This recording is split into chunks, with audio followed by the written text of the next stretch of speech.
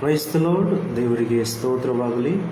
ಕ್ರಿಸ್ತೇಸುವಿನ ನಾಮದಲ್ಲಿ ನಾವು ಪ್ರಾರ್ಥನೆ ಮೂಲಕ ಪ್ರಾರಂಭ ಮಾಡಿಕೊಳ್ಳೋಣ.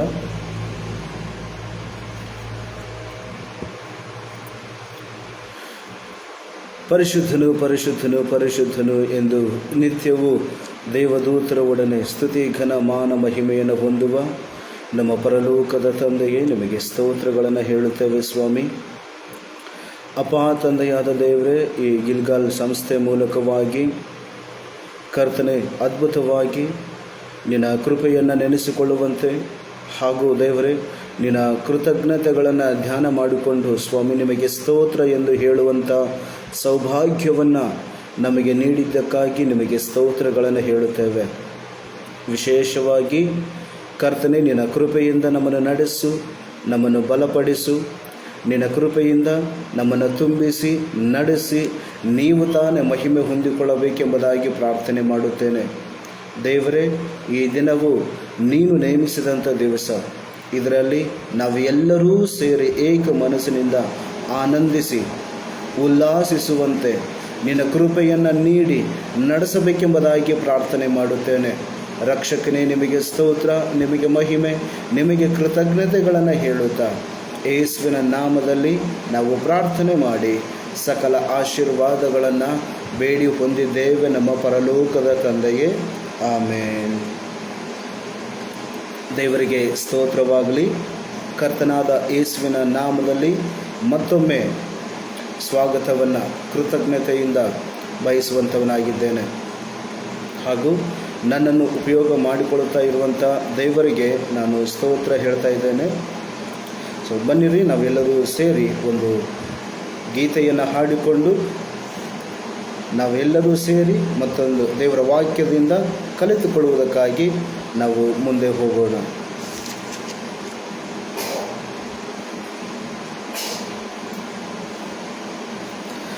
ಮಹಿಮೆ ನಿನಗಯ್ಯ, ಮಹತ್ವ ನಿನಗಯ್ಯ, ಮಹಿಮೆ ನಿನಗಯ್ಯ, ಮಹತ್ವ ನಿಮಗಯ್ಯ, ಘನವು ಸ್ತುತಿಯು ಸ್ತೋತ್ರವು ಎಂದೆಂದು ನಿನಗಯ್ಯ, ಘನವು ಸ್ತುತಿಯು ಸ್ತೋತ್ರವು ಎಂದೆಂದು ನಿಮಗಯ್ಯ. ಆರಾಧನೆ ಆರಾಧನೆ ಆರಾಧನೆ ಆರಾಧನೆ ನನ್ನಾಪ್ತನೇಸುವೆ, ನನ್ನಾಪ್ತನೇಸುವೆ, ಮಹಿಮೆ ನಿನಗಯ್ಯ, ಮಹತ್ವ ನಿಮಗಯ್ಯ, ಮಹಿಮೆ ನಿನಗಯ್ಯ. ಅತಿ ಶ್ರೇಷ್ಠವಾದ ನಿನ್ನ ರಕ್ತದಿಂದ ನನ್ನನ್ನು ಬಿಡಿಸಿದೆ, ಅತಿ ಶ್ರೇಷ್ಠವಾದ ನಿನ್ನ ರಕ್ತದಿಂದ ನಮ್ಮನ್ನು ಬಿಡಿಸಿದೆ. ಅರಸರಾಗಿ ಯಾಜಕರಾಗಿ ನಿನಗೆಂದೇ ಆರಿಸಿದೆ, ಅರಸರಾಗಿ ಯಾಜಕರಾಗಿ ನಿನಗೆಂದೇ ಆರಿಸಿದೆ. ಆರಾಧನೆ ಆರಾಧನೆ ನನ್ನಾಪ್ತ ಯೇಸುವೆ, ನನ್ನಾಪ್ತ ಯೇಸುವೆ, ಮಹಿಮೆ ನಿನಗಯ್ಯ, ಮಹತ್ವ ಧ್ವನಿ ಮಗಯ್ಯ.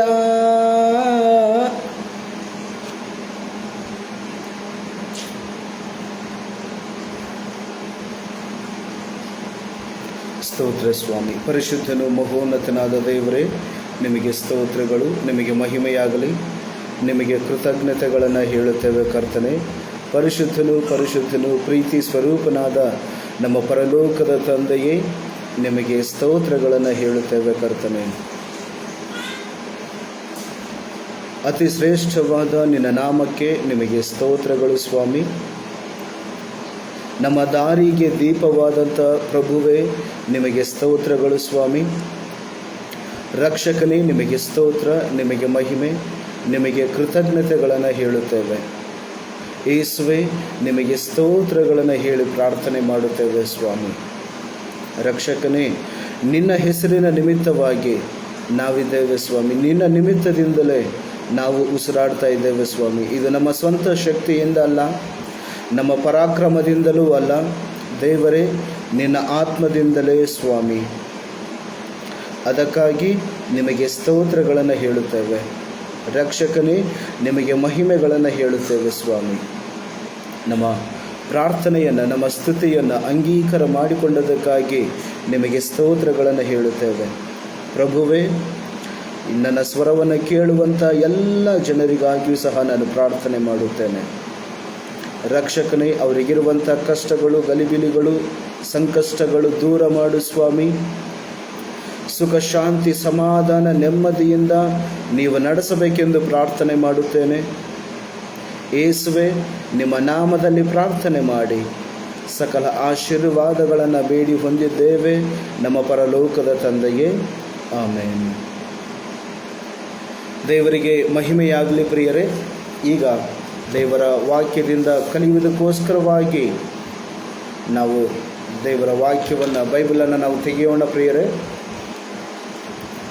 ಸೊ ಮೊಟ್ಟ ಮೊದಲದಾಗಿ ನಾನು ದೇವರಿಗೆ ಸ್ತೋತ್ರಗಳನ್ನು ಹೇಳುತ್ತೇನೆ. ಈ ಗಿಲ್ಗಾಲ್ ಸಂಸ್ಥೆಯ ಮೂಲಕವಾಗಿ ಸುಂದರವಾಗಿರುವಂಥ ಅವಕಾಶವನ್ನು ಕೊಟ್ಟಂಥ ಕರ್ತನಿಗೆ ನಾನು ಕೃತಜ್ಞತೆಯನ್ನು ಸಲ್ಲಿಸುವಂಥವನಾಗಿದ್ದೇನೆ. ವಿಶೇಷವಾಗಿ ನಾವು ನೋಡಿಕೊಳ್ಳುವಂಥ ಇವತ್ತಿನ ಅಂಶ ಏನಪ್ಪ ಅಂತಂದರೆ, ದೇವರು ಯಾರನ್ನು ಮಹಿಮೆಕರವಾಗಿ ಅಥವಾ ಪರಾಕ್ರಮಿಯಾಗಿ ಉಪಯೋಗ ಮಾಡಿಕೊಳ್ಳುತ್ತಾರೆ ಎಂಬುದಾಗಿ. So whom will god use mighty way ಎಂಬುದಾಗಿ. ದೇವರು ಪರಾಕ್ರಮಿಯಾಗಿ ಯಾರನ್ನು ಉಪಯೋಗ ಮಾಡಿಕೊಳ್ಳುತ್ತಾರೆ ಎಂಬುದಾಗಿ ನಾವು ನೋಡಿಕೊಳ್ಳೋಣ. ಯಾಕೋಬನ ಪತ್ರಿಕೆಯಲ್ಲಿ ಒಂದು ವಾಕ್ಯವನ್ನು ನಾವು ಓದುತ್ತೇವೆ. ಯಾಕೋಬನ ಪತ್ರಿಕೆ 4ನೇ ಅಧ್ಯಾಯದ ಅದರ 6ನೇ ವಾಕ್ಯ, ದಯವಿಟ್ಟು ಓದ್ತೇನೆ ಕೇಳಿ. ಆತನು ನಮ್ಮ ಮೇಲೆ ಅತಿಶಯವಾದ ಕೃಪೆಯನ್ನು ಇಡುತ್ತಾನೆ, ಆದುದರಿಂದ ದೇವರು ಅಹಂಕಾರಿಗಳನ್ನು ಎದುರಿಸುತ್ತಾನೆ, ದೀನರಿಗಾದರೋ ಕೃಪೆಯನ್ನು ಅನುಗ್ರಹಿಸುತ್ತಾನೆ ಎಂದು ಶಾಸ್ತ್ರವು ಹೇಳುತ್ತದೆ. ಏನಂತೇಳಿ? ದೇವರು ಅಹಂಕಾರಿಗಳನ್ನು ಎದುರಿಸುತ್ತಾನೆ. ಅಹಂಕಾರಿಗಳಿಗೆ ಇರುವಂಥ ಕೆಲವೊಂದು ಗುಣಲಕ್ಷಣಗಳನ್ನು ನಾವು ನೋಡುವುದಾದರೆ, ಅಹಂಕಾರಿಗಳು ಯಾವ ರೀತಿಯಾಗಿ ಇರ್ತಾರೆ, ಅವರ ಮನೋಭಾವನೆ ಯಾವ ರೀತಿಯಾಗಿರ್ತದೆ ಮತ್ತು ಅವರ ಜೀವನ ಶೈಲಿಯ ಹಾವಭಾವಗಳು ಯಾವ ರೀತಿಯಾಗಿ ಇರ್ತವೆ, ಮತ್ತು ಇಂಥವರನ್ನು ದೇವರು ಉಪಯೋಗ ಮಾಡಿಕೊಳ್ಳಲ್ಲ, ಅವರನ್ನು ಬದಲಾಗಿ ಹೆದರಿಸುತ್ತಾನೆ ಎಂಬುದಾಗಿ ವಾಕ್ಯವು ಹೇಳ್ತಾ ಇದೆ. ಆದರೆ ದೀನರಿಗಾದರೋ ಕೃಪೆಯನ್ನು ಅನುಗ್ರಹಿಸುತ್ತಾನೆ ಎಂಬುದಾಗಿ ವಾಕ್ಯವು ಘೋಷಣೆ ಮಾಡ್ತಾ ಇದೆ.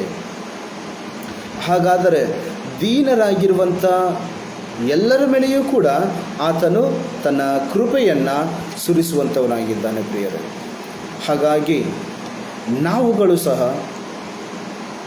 ವಿನಮ್ರತೆಯಿಂದ ಮತ್ತು ದೇವರ ಮಹಾತಿಶಯವುಳ್ಳಂಥ ಆತನ ಕೃಪೆಗೆ ಓಗೊಟ್ಟವರಾಗಿ, ತಗ್ಗಿಸಿಕೊಂಡವರಾಗಿ ದೇವರ ವಾಕ್ಯವನ್ನು ನಾವು ಗಮನಿಸಿ ನಡೆಯುವಾಗ ನಮ್ಮಲ್ಲಿ ದೀನತೆ, ನಮಗೆ ದೀನರಾಗಿ ನಾವು ಇರುವಾಗ ದೇವರು ನಮ್ಮನ್ನು ಅದ್ಭುತವಾಗಿ, ಪರಾಕ್ರಮಿಯಾಗಿ ದೇವರು ನಮ್ಮನ್ನು ಉಪಯೋಗ ಮಾಡಿಕೊಳ್ಳುತ್ತಾರೆ. ನೋಡಿ, ಉದಾಹರಣೆಗೆ ನಾವು ಮೋಶೆಯನ್ನು ತೆಗೆದುಕೊಳ್ಳೋಣ. ವಿಮೋಚನಕಾಂಡ 4ನೇ ಅಧ್ಯಾಯ ಅದರ 10ನೇ ವಾಕ್ಯದಲ್ಲಿ ನಾವು ನೋಡ್ತೇವೆ. ನೋಡಿ, ಆ ವಾಕ್ಯದಲ್ಲಿ ನಾವು ಓದುವಾಗ ಮೋಶೆಯನ್ನು ದೇವರು ಕರೆಯುವಂಥ ಸಮಯದಲ್ಲಿ, ಮೋಶೆಯನ್ನು ಕರೆಯುವಂಥ ಸಮಯದಲ್ಲಾಗಿರ್ಬೋದು, ಮತ್ತು 10ನೇ ವಾಕ್ಯದಲ್ಲಿ ನಾವು ನೋಡುತ್ತೇವೆ, ಆದರೆ ಮೋಶೆ ಯೆಹೋವನಿಗೆ, ಸ್ವಾಮಿ, ನಾನು ಮೊದಲಿನಿಂದಲೂ ನಿನ್ನ ದಾಸನ ಸಂಗಡ ಮಾತಾಡಿದ ಮೇಲೆಯೂ ವಾಕ್ಚಾತುರ್ಯವಿಲ್ಲದವನು, ನನ್ನ ಮಾತು ನಾಲಿಗೆಯು ಮಂದವಾಗಿವೆ ಎಂದು ಹೇಳಲು ಯೆಹೋವನು ಅವನಿಗೆ, ಮನುಷ್ಯರಿಗೆ ಬಾಯಿ ಕೊಟ್ಟವರ್ಯಾರು? ಒಬ್ಬನು ಮೂಕನಾಗಿ, ಮತ್ತೊಬ್ಬನು ಕಿವುಡನಾಗಿ, ಒಬ್ಬನು ಕಣ್ಣು ಉಳ್ಳವನಾಗಿ, ಮತ್ತೊಬ್ಬನು ಕಣ್ಣಿಲ್ಲದವನಾಗಿ ಇರಬೇಕೆಂದು ನೇಮಿಸಿದವರು ಯಾರು ಎಂಬುದಾಗಿ. ಅಂದರೆ ಮೋಶೆ ಯೆಹೋವ ದೇವರ ಹತ್ರ ತನಗಿರುವಂಥ ಬಾಧೆಯನ್ನು, ತನಗಿರುವಂಥ ಏನಂತಾರೆ ಒಂದು ಚಿಂತೆಯನ್ನು, ಕಷ್ಟವನ್ನು ದೇವರ ಹತ್ರ ಹಂಚಿಕೊಳ್ತಾ ಇದ್ದಾರೆ.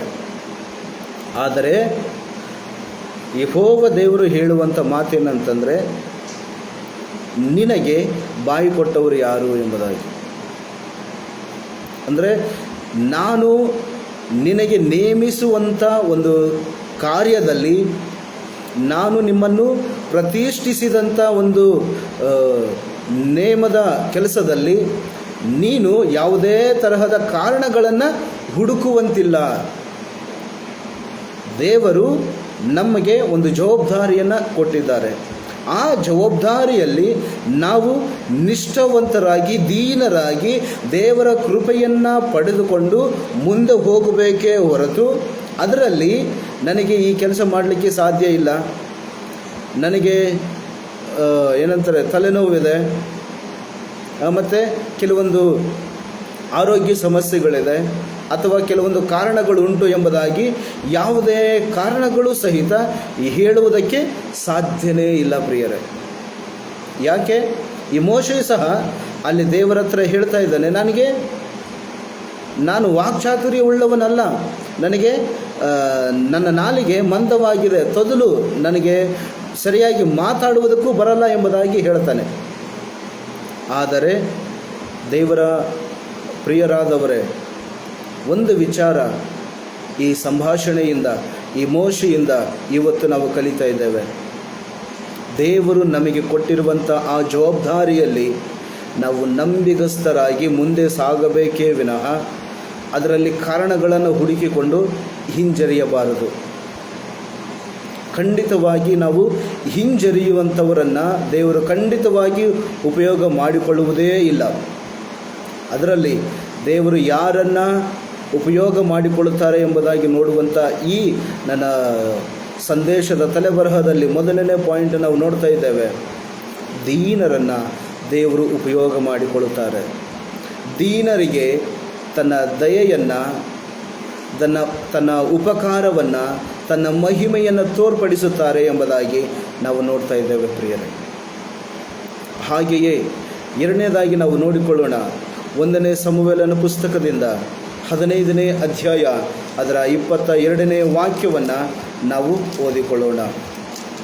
1ನೇ ಸಮುವೇಲನ ಪುಸ್ತಕ ಅದರ 15ನೇ ಅಧ್ಯಾಯದ 22ನೇ ವಾಕ್ಯವನ್ನು ನಾವು ಓದಿಕೊಳ್ಳೋಣ.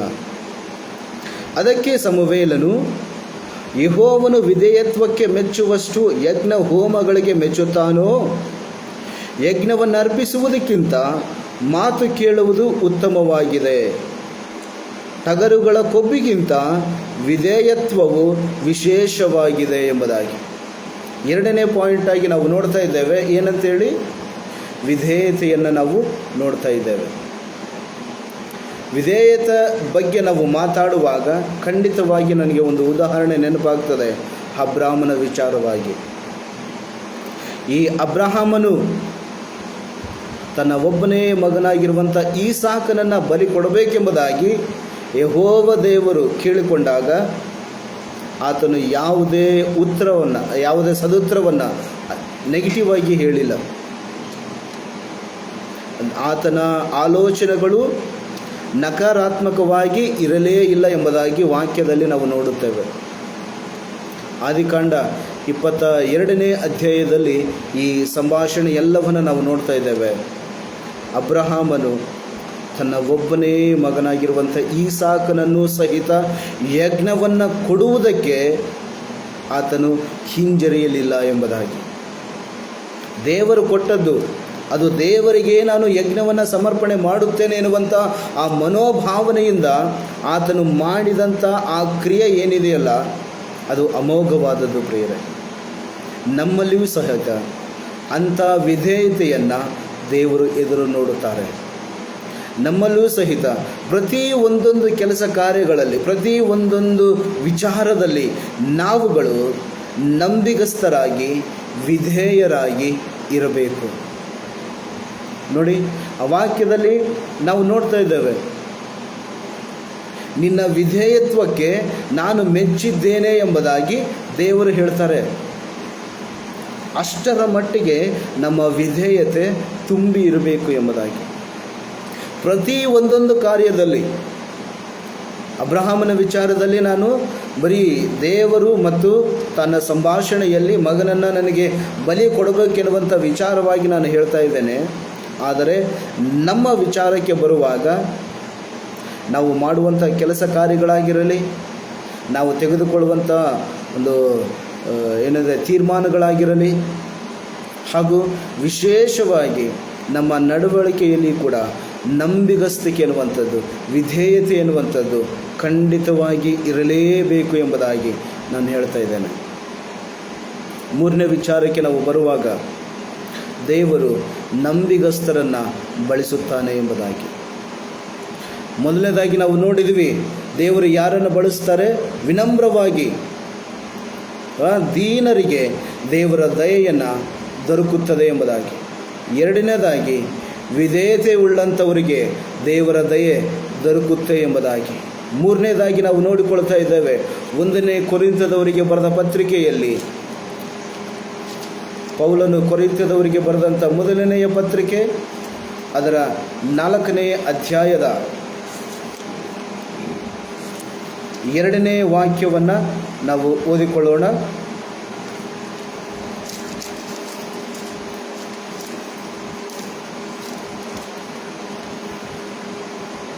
ದೇವರಿಗೆ ಸ್ತೋತ್ರವಾಗಲಿ.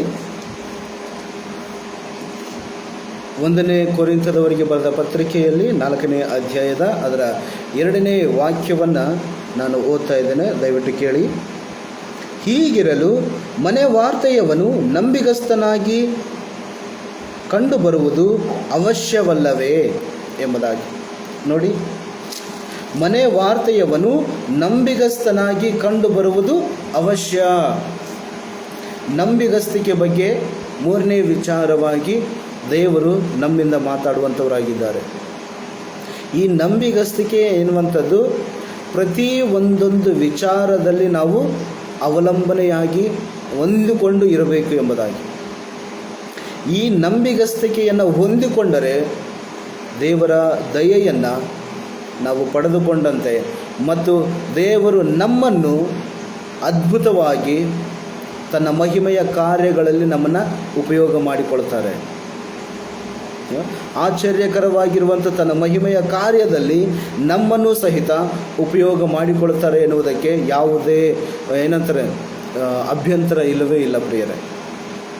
ಹಾಗಾಗಿ ನಾವು ನಂಬಿಗಸ್ತಿಕೆಯಿಂದ ನಾವು ನೋಡ್ತಾ ಇದ್ದೇವೆ, ನಂಬಿಗಸ್ತಿಕೆ ಬಗ್ಗೆ ನಾವು ಮಾತಾಡ್ತಾ ಇದ್ದೇವೆ. ನಂಬಿಗಸ್ತಿಕೆ ಎಂಬುದಾಗಿ ಹೇಳುವಾಗ ದೇವರ ವಿಚಾರದಲ್ಲಿ ಅಬ್ರಹಾಮನು ಪ್ರಿಯರೇ, ದೇವರಿಗೆ ಸ್ತೋತ್ರವಾಗಲಿ. ಅಬ್ರಹಾಮನು ಯಾವ ರೀತಿಯಾಗಿ ನಂಬಿಗಸ್ತನಾಗಿ ದೇವರ ವಿಚಾರದಲ್ಲಿ ಪ್ರಾರ್ಥನೆಯಲ್ಲಿ ಇದ್ದನು. ದಾನಿಯೇಲ 6ನೇ ಅಧ್ಯಾಯದಲ್ಲಿ ನಾವು ನೋಡ್ತಾ ಇದ್ದೇವೆ, ಆತನನ್ನು ಸಿಂಹದ ಗವಿಯಲ್ಲಿ ಹಾಕಿದರೂ ಸಹಿತ ದೇವರನ್ನು ಆತನು ದೂಷಿಸಲೇ ಇಲ್ಲ. ಮತ್ತು ನಂಬಿಗಸ್ತನಾಗಿ ದೇವರ ವಿಚಾರದಲ್ಲಿ ಇದ್ದನು ಎಂಬುದಾಗಿ. ದೇವರ ವಿಚಾರದಲ್ಲಿ ನಂಬಿಗಸ್ತನಾಗಿ ಇದ್ದಂಥ ವ್ಯಕ್ತಿ ಯಾರಾದರೂ ಇದ್ದಾರೆ ಅಂತಂದರೆ ಅದು ದಾನಿಯೇಲನು ಪ್ರಿಯರೇ. ಸಿಂಹದ ಗವಿಯಲ್ಲಿ ಆತನನ್ನು ಹಾಕಿದಾಗ ರಾಜನೇ ಇಳಿದು ಬಂದು ಆತನಿಗೆ ಹೇಳ್ತಾ ಇದ್ದಾರೆ, ಏನಂತೇಳಿ, ಮಹಾಪ್ರಭು, ನಿಮ್ಮ ದೇವರು ದೊಡ್ಡವರು, ನೀವು ಹೊರಗಡೆ ಬನ್ನಿ ದಯವಿಟ್ಟು ಎಂಬುದಾಗಿ ಕೇಳ್ತಾ ಇದ್ದಾರೆ. ಆದರೆ ಆ ದಾನಿಯೇಲನ ಸಮಯದಲ್ಲಿ ಅಥವಾ ದಾನಿಯೇಲನ ಸಿಚುವೇಷನಲ್ಲಿ ನಾವು ಇರುವುದಾದರೆ ಏನು ಮಾಡ್ತೇವೆ? ನಮ್ಮ ನಂಬಿಗಸ್ತಿಕೆಯ ವಿಚಾರ ನೋಡಿಕೊಂಡು ಒಂದು ಚೂರು ಸಹಿತ ಉಳಿಸದಂತೆ ಸಿಂಹಗಳು ಹರಿದು ತಿಂದು ಬಿಡ್ತವೆ. ಆದರೆ ದೇವರಿಗೆ ನಾವು ನಂಬಿಗಸ್ತರಾಗಿ ಇದ್ದೇವೆ ಅಂತಂದರೆ ಖಂಡಿತವಾಗಿ ನಾವು ಹೆದರಲಿಕ್ಕೆ ಯಾವುದೇ ಕಾರಣವೂ ಸಹಿತ ಇರಲ್ಲ. ಹಾಗಾಗಿ ಪ್ರತಿ ಒಂದೊಂದು ವಿಚಾರದಲ್ಲಿ ನಾವು ನಂಬಿಗಸ್ತಿಕೆಯನ್ನು ಕಾಪಾಡಿಕೊಳ್ಳುವಂಥವರಾಗಿರಬೇಕು. ನಂಬಿಗಸ್ತಿಕೆ ಎನ್ನುವಂಥದ್ದು ನಮ್ಮಲ್ಲಿ ಇರುವುದಾದರೆ ಖಂಡಿತವಾಗಿ ದೇವರು ನಮ್ಮನ್ನು ಮಹಿಮೆಯ ಕಾರ್ಯದಲ್ಲಿ ಉಪಯೋಗ ಮಾಡಿಕೊಳ್ತಾರೆ. ಖಂಡಿತವಾಗಿ ದೇವರು ನಮ್ಮನ್ನು ಉಪಯೋಗ ಮಾಡಿಕೊಳ್ತಾರೆ. ಯಾವುದೇ ಅಭ್ಯಂತರ ಇಲ್ಲ, ಯಾವುದೇ ಕಾರಣಗಳಿಲ್ಲ. ಈಗ ಯಾಕೆ? ದೇವರಿಗೆ ನಾವು ನಮ್ರತೆಯಿಂದ, ವಿಧೇಯತೆಯಿಂದ ಮತ್ತು ನಂಬಿಗಸ್ತರಾಗಿ ನಾವು ಇರುವ ಕಾರಣ ದೇವರು ನಮ್ಮನ್ನು ಪರಾಕ್ರಮಿಯಾಗಿ ಉಪಯೋಗ ಮಾಡಿಕೊಳ್ತಾರೆ. ಪರಾಕ್ರಮಿಯಾಗಿ ನಮ್ಮನ್ನು ಉಪಯೋಗ ಮಾಡಿಕೊಳ್ತಾರೆ ಎನ್ನುವುದರಲ್ಲಿ ಯಾವುದೇ ಎರಡು ಮಾತು ಇಲ್ಲವೇ ಇಲ್ಲ. ಖಂಡಿತವಾಗಿ ದೇವರು ನಮ್ಮನ್ನು ಉಪಯೋಗ ಮಾಡಿಕೊಳ್ತಾರೆ. ಯಾಕೆ? ನಾವು ನಂಬಿಗಸ್ತರಾಗಿ ಇದ್ದ ಕಾರಣ. ಹಾಗಾಗಿ ದಾನಿಯೇಲನ ವಿಚಾರವಾಗಿ ನಾನು ಉದಾಹರಣೆಯಾಗಿ ನಿಮಗೆ ಹೇಳ್ತಾ ಇದ್ದೇನೆ ಅಷ್ಟೇ. ದೇವರು ನಂಬಿಗಸ್ತರ ಜನರನ್ನು ಹೆಚ್ಚಿನ ಜವಾಬ್ದಾರಿಯೊಂದಿಗೆ ಆತನು ಆಶೀರ್ವಾದ ಮಾಡುವಂಥವರಾಗಿದ್ದಾರೆ. ಖಂಡಿತವಾಗಿ ದೇವರು ಆಶೀರ್ವಾದ ಮಾಡ್ತಾರೆ. ಹಾಗೆಯೇ 4ನೇ ಪಾಯಿಂಟನ್ನು ನಾನು ಹೇಳುವುದಕ್ಕೆ ಇಷ್ಟಪಡ್ತಾ ಇದ್ದೇನೆ. ದೇವರು ದುರ್ಬಲರನ್ನು ಬಳಸುತ್ತಾನೆ. ಅಹಂಕಾರಿಗಳನ್ನೆಲ್ಲ ಏನಂತಾರೆ, ಹೆಚ್ಚಿನ ಹುಬ್ಬಿಕೊಳ್ಳುವಂಥ ಮನಸ್ಸು ಉಳ್ಳವರಂಥವರನ್ನು ಅಲ್ಲ, ದೇವರು ದುರ್ಬಲರನ್ನು ಬಳಸುತ್ತಾನೆ. 2ನೇ ಕೊರಿಂಥ 12ನೇ ಅಧ್ಯಾಯ 9ನೇ ವಾಕ್ಯದಲ್ಲಿ ನಾವು ನೋಡುತ್ತೇವೆ. ಪೌಲನು ಕೊರಿಂಥದವರಿಗೆ ಬರೆದಂಥ 2ನೇ ಪತ್ರಿಕೆಯಲ್ಲಿ ಅದರ 12ನೇ ಅಧ್ಯಾಯದ 9ನೇ ವಾಕ್ಯವನ್ನು ನಾನು ಓದ್ತೇನೆ, ದಯವಿಟ್ಟು ಕೇಳಿ. ನನ್ನ ಕೃಪೆಯೇ ನಿನಗೆ ಸಾಕು, ಬಲಹೀನತೆಯಲ್ಲಿಯೇ ಬಲವು ಪೂರ್ಣ ಸಾಧಕವಾಗುತ್ತದೆ ಎಂದು ನನಗೆ ಹೇಳಿದ್ದಾನೆ. ಹೀಗಿರಲಾಗಿ ಕ್ರಿಸ್ತನ ಬಲವು ನನ್ನಲ್ಲಿ ನೆಲೆಗೊಂಡಿರಬೇಕೆಂದು ನನಗುಂಟಾಗುವ ನಿರ್ಬಲಾವಸ್ಥೆಗಳ ವಿಷಯದಲ್ಲಿಯೇ ಬಹು ಸಂತೋಷವಾಗಿ ಹೆಚ್ಚಳ ಪಡುವೆನು ಎಂಬುದಾಗಿ. ಬಹು ಸಂತೋಷವಾಗಿ ಎಂಥ ಸಮಯದಲ್ಲಿ ಹೆಚ್ಚಳ ಪಡ್ತಾರಂತೆ? ಬಲಹೀನತೆಯ ಸಮಯದಲ್ಲಿ. ಬಲಹೀನತೆಯ ಸಮಯದಲ್ಲಿ, ಶೋಧನೆಯ ಸಮಯದಲ್ಲಿ ಬಹು ಹೆಚ್ಚಾಗಿ ಸಂತೋಷವುಳ್ಳವನಾಗಿ ಹೆಚ್ಚಳ ಪಡುತ್ತಾರಂತೆ. ಯಾಕೆ? ಅಂಥ ಸಮಯದಲ್ಲಿ ದೇವರ ಬಲವು ನಮಗೆ ಪೂರ್ಣ ಸಾರ್ಥಕವಾಗ್ತದೆ. ಅಂಥ ಸಮಯದಲ್ಲಿ ದೇವರ ದಯೆ ನಮಗೆ ದೊರೆಯುವಂಥದ್ದಾಗಿದೆ. ನಾವು ಯಾವಾಗ ನಂಬಿಗಸ್ತರಾಗಿ, ವಿಧೇಯರಾಗಿ, ದೇವರಿಗೆ ಮೆಚ್ಚುಗೆ ಉಳ್ಳಂಥ ನಂಬಿಗಸ್ತರಾಗಿ ನಮ್ರತೆಯಿಂದ ನಾವು ಇರುವಾಗ ದೇವರು ನಮ್ಮನ್ನು ಉಪಯೋಗ ಮಾಡಿಕೊಳ್ತಾರೆ. ಖಂಡಿತವಾಗಿ ದೇವರು ನಮ್ಮನ್ನು ಉಪಯೋಗ ಮಾಡಿಕೊಳ್ತಾರೆ. ಹಾಗಾಗಿ ಒಂದು ಉದಾಹರಣೆಯಾಗಿ ನಾವು ನೋಡ್ತೇವೆ, ನನ್ನ ಕೃಪೆಯೇ ನಿನಗೆ ಸಾಕು ಎಂಬುದಾಗಿ. ಹಾಗೆಯೇ ಉದಾಹರಣೆಯಾಗಿ ನಾವು ನೋಡ್ತಾ ಇದ್ದೇವೆ ಗಿದ್ಯೋನನ ವಿಚಾರವಾಗಿ. ಗಿದ್ಯೋನನಲ್ಲಿ ಯಾವುದೇ ತರಹದ ಅಹಂ ಇರಲಿಲ್ಲ, ಯಾವುದೇ ಥರದ ಜಂಬ ಇರಲಿಲ್ಲ, ಯಾವುದೇ ಥರದ ಗರ್ವ ಆತನಲ್ಲಿ ಕಂಡು ಬರಲೇ ಇಲ್ಲ.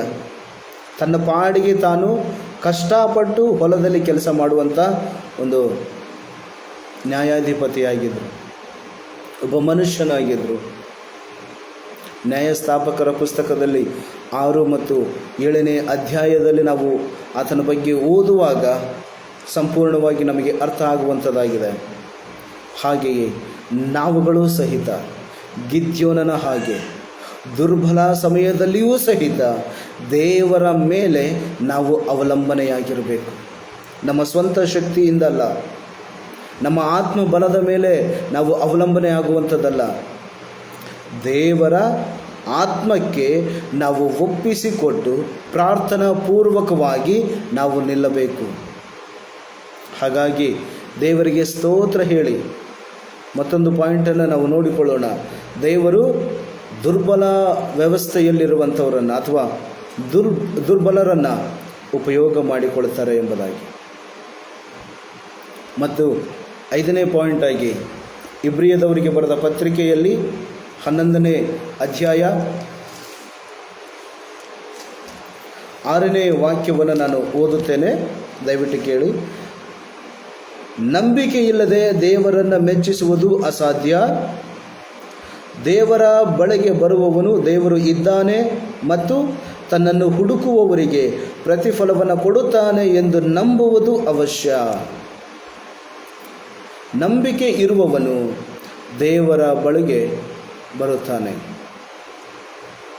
ನಂಬಿಕೆ ಇರುವಂಥವರನ್ನು ಸಹಿತ ದೇವರು ಅದ್ಭುತವಾಗಿ ಬಳಸುತ್ತಾನೆ ಎಂಬುದಾಗಿ. ಹಾಗಾಗಿ ಈ ವಿಚಾರವಾಗಿ ನಾನು ನೋಡುವುದಾದರೆ ನಂಬಿಗಸ್ತಿಕೆ ಬಗ್ಗೆ ನಾನು ಹೇಳಿದ್ದೇನೆ.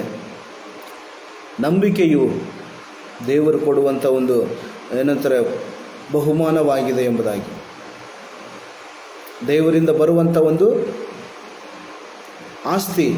ಹಾಗಾಗಿ ದೇವರ ವಾಕ್ಯದಲ್ಲಿ ಹೇಳಿದ ಪ್ರಕಾರವಾಗಿ 1ನೇ ಸಮುವೇಲ 17ನೇ ಅಧ್ಯಾಯದಲ್ಲಿ ನಾವು ನೋಡುತ್ತೇವೆ, ಇಡೀ ದೇಶವು ಸಹಿತ ಹಿಂಜರಿದು ಹೋಗಿದೆ.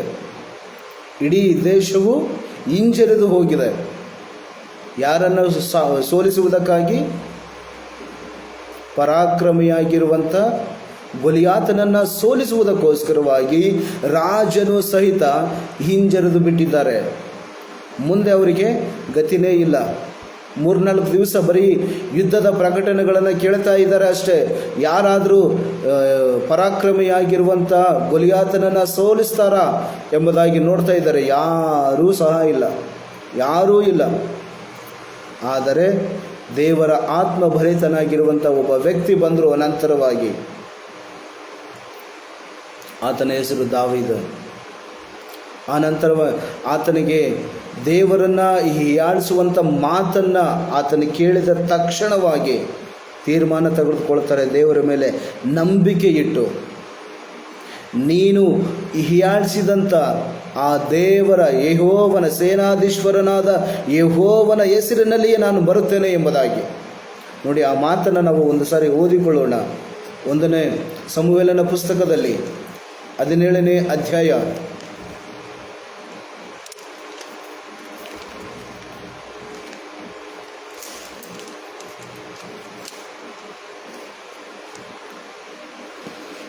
45ನೇ ವಾಕ್ಯದಿಂದ ನಾನು ಓದ್ತೇನೆ, ದಯವಿಟ್ಟು ಕೇಳಿ. ಆಗ ದಾವೀದನು ಅವನಿಗೆ, ನೀನು ಈಟಿ, ಕತ್ತಿ, ಬರ್ಚಿಗಳೊಡನೆ ನನ್ನ ಬಳಿಗೆ ಬರುತ್ತಿ, ನಾನಾದರೋ ನೀನು ಹೀಯಾಳಿಸಿದಂಥ ಸೇನಾಧೀಶ್ವರನು ಇಸ್ರಾಯೇಲರ ಯುದ್ಧಭಟರ ದೇವರು ಆಗಿರುವ ಯೆಹೋವನ ನಾಮದೊಡನೆ ನಿನ್ನ ಬಳಿಗೆ ಬರುತ್ತೇನೆ. ನೋಡಿ ಯಾವ ರೀತಿಯಾಗಿ, ಅದು ಎಂಥ ನಂಬಿಕೆಯಿಂದ ಈ ಮಾತನ್ನು ಹೇಳ್ತಾ ಇದ್ದಾರೆ. ಗೊಲಿಯಾತನು ಈಟಿಯಿಂದ, ಕತ್ತಿಯಿಂದ, ಬರ್ಛೆಯಿಂದ ಯುದ್ಧ ಮಾಡುವುದಕ್ಕೆ ಬರ್ತಾ ಇದ್ದಾರೆ. ಅದು ಯುದ್ಧದ ನಿಯಮ. ಯುದ್ಧವನ್ನು ಮಾಡುವಾಗ ತೆಗೆದುಕೊಳ್ಳುವಂಥ ಒಂದು ಆಯುಧಗಳು. ಆದರೆ ಆ ವೈರಿಯ ಆಯುಧಗಳನ್ನು ನೆಲಸಮ ಮಾಡುವುದಕ್ಕೋಸ್ಕರವಾಗಿ, ಆ ವೈರಿಯನ್ನು ನೆಲಸಮ ಮಾಡುವುದಕ್ಕೋಸ್ಕರವಾಗಿ ದಾವೀದನು ತೆಗೆದುಕೊಂಡಂಥ ಒಂದು ದೊಡ್ಡ ನಿರ್ಧಾರ, ಅದು ನಂಬಿಕೆಯಿಂದ ಕೂಡಿರುವಂಥದ್ದು. ಏನದು?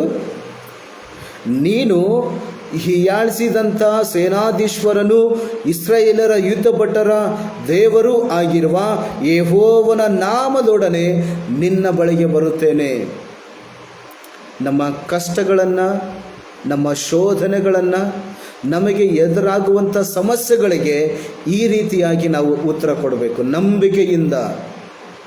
ನಂಬಿಕೆಯಿಂದ ಈ ರೀತಿಯಾಗಿ ನಾವು ಉತ್ತರ ಕೊಡುವುದಾದರೆ ಖಂಡಿತವಾಗಿ ಪ್ರಿಯರೇ, ನಾನು ಹೇಳ್ತೇನೆ, ಮುಂದೆ ಸಮಸ್ಯೆಗಳು ನಮಗೆ ಬರುವಾಗ ಈ ಒಂದು ಏನಂತಾರೆ ಹಾಗೆ ನಾವು ಸಮಸ್ಯೆಗಳನ್ನು ಸೋಲಿಸಬಹುದು. ಯಾಕೆ? ಆ ಸಮಸ್ಯೆಗಳಿಗಿಂತಲೂ ಕೂಡ ದೊಡ್ಡವನಾಗಿರುವಂಥ ದೇವರು ನಮ್ಮೊಂದಿಗೆ ಇದ್ದಾರೆ. ಈ ನಂಬಿಕೆಯಿಂದ, ಈ ಭರವಸೆಯಿಂದ ನಾವು ಮುಂದೆ ಸಾಗುವುದಾದರೆ ಖಂಡಿತವಾಗಿ ಸೈತಾನನನ್ನು ಸೋಲಿಸಿ ಜಯಶಾಲಿಗಳಾಗಿ ನಾವು ನಿಲ್ಲುವುದಕ್ಕೆ ಸಾಧ್ಯವಾಗ್ತದೆ ಪ್ರಿಯರೇ.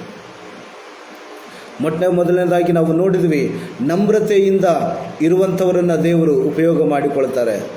ಎರಡನೇದಾಗಿ, ವಿಧೇಯತೆಯಿಂದ ಇರುವುದಾದರೆ ದೇವರು ನಮ್ಮನ್ನು ಉಪಯೋಗ ಮಾಡಿಕೊಳ್ತಾರೆ. ನಂತರವಾಗಿ, ನಂಬಿಗಸ್ತರನ್ನು ದೇವರು ಬಳಸುತ್ತಾರೆ ಎಂಬುದಾಗಿ, ಮತ್ತು ದುರ್ಬಲರನ್ನು ಕೂಡ ದೇವರು ಉಪಯೋಗ ಮಾಡಿಕೊಳ್ತಾರೆ ತಮ್ಮ ಸೇವೆಯಲ್ಲಿ. ಮತ್ತು ಐದನೇದಾಗಿ ನಾವು ನೋಡಿದ್ವಿ, ನಂಬಿಕೆ ಇರುವಂಥವರನ್ನು ದೇವರು ಉಪಯೋಗ ಮಾಡಿಕೊಳ್ಳುತ್ತಾರೆ ಎಂಬುದಾಗಿ. ದೇವರಿಗೆ ಸ್ತೋತ್ರವಾಗಲಿ. ಈ 5 ಅಂಶಗಳನ್ನು ನಾವು ಹೊಂದಿಕೊಂಡು ನಡೆಯುವಾಗ ಖಂಡಿತವಾಗಿ ದೇವರ ದಯೆ, ದೇವರ ಸಹಾಯವನ್ನು ನಾವು ಹೊಂದಿಕೊಳ್ತೇವೆ. ಖಂಡಿತವಾಗಿ ನಾನು ಹೇಳಬಲ್ಲೆ ಏನಂತಂದರೆ, ಈ 5 ವಿಚಾರಗಳನ್ನು ಅವಲಂಬನೆಗೊಂಡು ನಾವು ನಡೆಯುವಾಗ ನಮ್ಮ ಆತ್ಮೀಕತೆಯು ಹೆಚ್ಚುತ್ತದೆ ಮತ್ತು ದೇವರೊಂದಿಗೆ ಮತ್ತೊಂದು ಹೆಜ್ಜೆ ನಾವು ಮುಂದೆ ಸಾಗುವಂತೆ ದೇವರು ಕೃಪೆ ಮಾಡಿ ನಮ್ಮನ್ನು ನಡೆಸುತ್ತಾರೆ. ಅನಂತರವಾಗಿ ಸಹ ದೇವರು ನಮ್ಮನ್ನು ಅತ್ಯಧಿಕವಾಗಿ ತನ್ನ ಮಹಿಮೆಯ ಕಾರ್ಯಗಳಲ್ಲಿ ನಮ್ಮನ್ನು ಉಪಯೋಗ ಮಾಡಿಕೊಂಡು ನಡೆಸುವಂಥವರು ಆಗಿದ್ದಾರೆ. ಬನ್ನಿ, ನಾವೆಲ್ಲರೂ ಸೇರಿ ಪ್ರಾರ್ಥನೆಯೊಂದಿಗೆ ನಾವು ಮುಂದೆ ಸಾಗೋಣ ಪ್ರಿಯರೇ. ಪ್ರಾರ್ಥನೆ ಮಾಡಿಕೊಳ್ಳೋಣ. ಕೃಪಾ ಭರಿತನಾದ ದೇವರೇ, ಈ ಸುಂದರವಾಗಿರುವಂಥ ಮುಂಜಾನೆಯ ಜಾವದಲ್ಲಿ ತಂದೆಯೇ, ಮತ್ತೊಂದು ಆವರ್ತಿ ನಿನ್ನ ಪ್ರಸನ್ನತೆಗೆ ಬರುವಂತೆ ಕರ್ತನೆ ನೀವು ಕೊಟ್ಟಂಥ ಯೇಸುವೆ ಅವಕಾಶಕ್ಕಾಗಿ ನಿಮಗೆ ಸ್ತೋತ್ರಗಳನ್ನು ಹೇಳುತ್ತೇವೆ. ಈ ಗಿಲ್ಗಾಲ್ ಸಂಸ್ಥೆ ದೇವರೇ, ಈ ಪ್ರಾರ್ಥನೆಯೊಂದಿಗೆ ನಿರ್ಮಿತವಾಗಿರುವಂಥದ್ದು ಮತ್ತು ಸ್ವಾಮಿ, ನಿಮ್ಮ ದಾಸರನ್ನು ಸಹಿತ ಯೇಸುವೆ ನಿನ್ನ ನಾಮದಲ್ಲಿ ಅತ್ಯಧಿಕವಾಗಿ ಉಪಯೋಗ ಮಾಡಿಕೊಳ್ಳಬೇಕೆಂದು ಪ್ರಾರ್ಥನೆ ಮಾಡುತ್ತೇನೆ. ದೇವರೇ, ಈಗ ಕೇಳಿದಂತೆ ನಿನ್ನ ವಾಕ್ಯಗಳು ಸ್ವಾಮಿ, ಅದು ಕಾರ್ಯ ಸಾಧಕವಾದದ್ದು, ಯಾವ ಹಿಬ್ಬಾಯಿ ಕತ್ತಿಗಿಂತಲೂ ಕೂಡ ಹದವಾಗಿರುವಂಥದ್ದು. ಅವು ಕರ್ತನೆ ಕೀಲು ಮಜ್ಜೆಗಳನ್ನು ವಿಭಾಗಿಸುವಷ್ಟರ ಮಟ್ಟಿಗೆ ಹದವಾಗಿರುವಂಥ ನಿನ್ನ ವಾಕ್ಯವನ್ನು ನಾವು ಕೇಳಿದ್ದೇವೆ. ನಮ್ರತೆಯಿಂದ ಮತ್ತು ನಂಬಿಕೆಯಿಂದ, ವಿಧೇಯತೆಯಿಂದ ದುರ್ಬಲರನ್ನು ಉಪಯೋಗ ಮಾಡಿಕೊಳ್ಳುತ್ತೆ ಎಂಬುದಾಗಿ ನಿನ್ನ ವಾಕ್ಯದಲ್ಲಿ ಹೇಳಿದಂಥ ಈ ನಿನ್ನ ವಾಕ್ಯಗಳನ್ನು ನಾವು ನಂಬುತ್ತೇವೆ ಸ್ವಾಮಿ. ಈ ವಾಕ್ಯಗಳ ಮೇಲೆ ಭರವಸೆ ಇಟ್ಟು ನಾವು ಮುಂದೆ ಸಾಗಿ ದೇವರೇ, ನಿನ್ನ ನಾಮದಲ್ಲಿ ನಮಗೆ ಎದುರಾಗುವಂಥ ಎಲ್ಲ ಶೋಧನೆಗಳಲ್ಲಿ, ಕಷ್ಟಗಳಲ್ಲಿ, ದುಃಖಗಳಲ್ಲಿ, ಎಲ್ಲ ಎದುರಾಗುವಂಥ ಶೋಧನೆಗಳಲ್ಲಿ ಜಯಗಳಿಸುವಂತೆ ಸಹಾಯ ಮಾಡು. ನಿನ್ನ ನಾಮದಲ್ಲಿ ಜಯಶಾಲಿಗಳಾಗಿ ಬದುಕುವಂತೆ ಸಹಾಯ ಮಾಡು ಸ್ವಾಮಿ. ಹಾಗೆ ಮಾಡಿದ್ದಕ್ಕಾಗಿ ನಿಮಗೆ ಸ್ತೋತ್ರ ದೇವರೇ. ಈ ಸ್ವರವನ್ನು ಕೇಳುವಂಥ ನಿನ್ನ ಮಕ್ಕಳಿಗಾಗಿ ಸಹ ನಾನು ಮತ್ತೊಮ್ಮೆ ಪ್ರಾರ್ಥನೆ ಮಾಡುತ್ತೇನೆ. ಸುಖ, ಶಾಂತಿ, ಸಮಾಧಾನ, ನೆಮ್ಮದಿಯಿಂದ ಅನುಗ್ರಹ ಮಾಡಿ ನೀನು ನಡೆಸಬೇಕೆಂಬುದಾಗಿ ಪ್ರಾರ್ಥನೆ ಮಾಡುತ್ತೇನೆ. ನಮ್ಮ ಪ್ರಾರ್ಥನೆಯನ್ನು ಕೇಳಿದ್ದಕ್ಕಾಗಿ ನಿಮಗೆ ಸ್ತೋತ್ರಗಳು, ನಿಮಗೆ ಮಹಿಮೆ, ನಿಮಗೆ ಕೃತಜ್ಞತೆಗಳನ್ನು ಹೇಳುತ್ತಾ ಯೇಸುವೆ, ನಿನ್ನ ನಾಮದಲ್ಲಿ ಪ್ರಾರ್ಥನೆ ಮಾಡಿ ಸಕಲ ಆಶೀರ್ವಾದಗಳನ್ನು ಬೇಡಿ ಹೊಂದಿದ್ದೇವೆ ನಮ್ಮ ಪರಲೋಕದ ತಂದೆಯೇ. ಆಮೇನ್, ಆಮೇನ್. ದೇವರಿಗೆ ಸ್ತೋತ್ರವಾಗಲಿ.